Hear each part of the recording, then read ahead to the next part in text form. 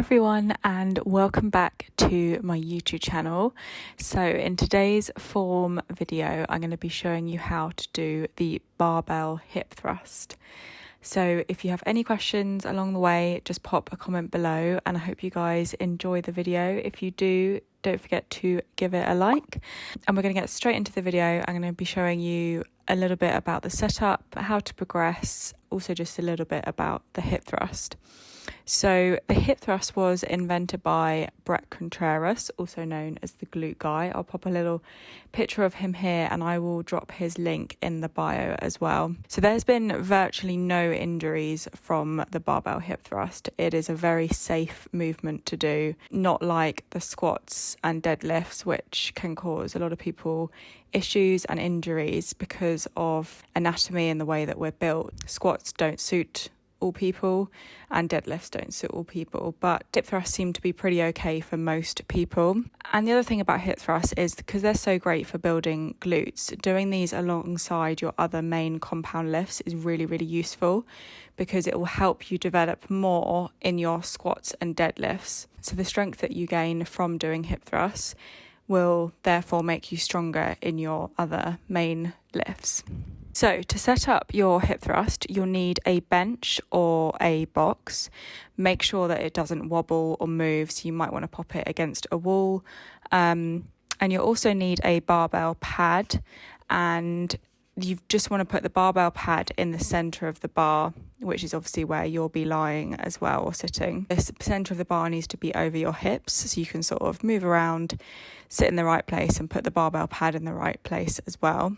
And then you want your tibia, which is your lower leg, and your femur, so your upper leg, they need to be in a 90-degree angle, just like I've got on the screen here showing you. And then you want to roll the bar onto your hips. So what I would suggest is when you first do this movement is doing it with no weight, and then just start with the barbell and then slowly add weight. You can even just start with a dumbbell if you want to. But then what you want to do is roll the bar onto your lap like so, and then extend your hips upward and really feel the push through your glutes. So one of the cues that I give my clients is to push through your heels and just try and squeeze your glutes as you go up. You want your feet to be about a shoulder width apart. And then always when you do your hip thrust, look ahead. You want your chin tucked down like I've got in this video, and make sure that you don't hyperextend your back. So keep your core nice and tight. You do not want to be having an arched back when you do this. I always put my hands on the bar just to stabilize it, but then obviously don't use your hands to carry the weight up. They're just there to simply stabilize the bar. And then you want to squeeze your glutes and make sure that you lock out at the top. Now, this is really, really important because a lot of people just go up and then straight back down, but almost sort of lock out slightly at the top so you really feel it in your glutes. And your hips should be above your knees in every rep. So how many reps should you be doing? Well, it depends on your goal. So if you're doing strength training, I'd recommend 4 to 8 reps of hip thrust. But if you're looking to build muscle, so you're wanting to build your glutes, but also get stronger as well, I'd recommend anywhere from 8 to 15 reps. Now, remember, hip thrusts are a compound lift, so just like your squats, your deadlifts, your bench press. So you always want to start with hip thrusts at the beginning of the workout. They're not something that you do at the end of the workout. There are also lots of variations of hip thrusts. So you can play with your stance a bit. You can do B stance hip thrusts. You could do pause hip thrusts, so 3-second pause at the top.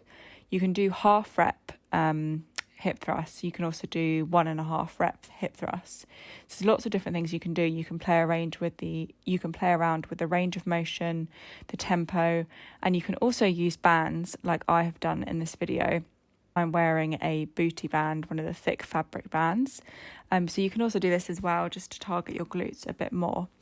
Now, also another thing I recommend if you're not used to this movement and you're not used to training your glutes is to make sure you activate your glutes before the workout, especially if you have a sedentary job and you don't move around much and you find it difficult to feel the feeling in your glutes and activate them.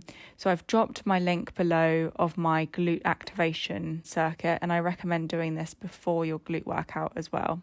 So I hope you guys enjoyed this video. If you did, don't forget to give it a like and also subscribe to my channel if you're not subscribed already.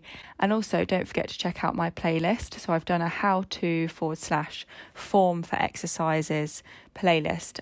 Last week I put out the Bulgarian split squat video. This week is hip thrusts, and next week will be the Romanian deadlift. So keep an eye on that playlist because every week I'm going to be releasing a new video. So I hope you guys enjoyed it, and I will see you in my next video.